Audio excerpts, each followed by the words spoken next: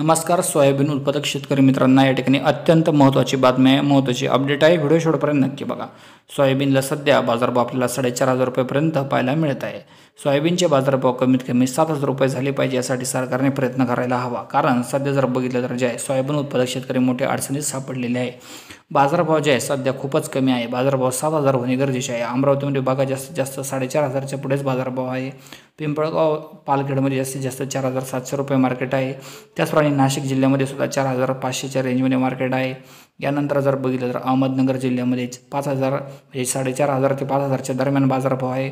यानंतर इकडं जालना, लातूर, पाचोरा या भागात सुद्धा बाजारभाव जे आहे 4,500 ते 5,000च्या मध्ये आहे। बाजारभाव 5,000च्या पुढे जाताना दिसत नाही, मध्ये गेलेला होता थोडा बाजारभाव, नंतर पुन्हा बाजारभाव रिवर्स आलेले आहे। राहुरी अंबरी म्हणजे जसं की अहमदनगर जिल्ह्यात तुम्हाला मी सांगितलं 4,500 ते 5,000च्या दरम्यान या ठिकाणी जे आहे बाजारभाव आपल्याला नक्कीच पाहायला मिळत आहे। धन्यवाद व्हिडिओ बघितल्याबद्दल।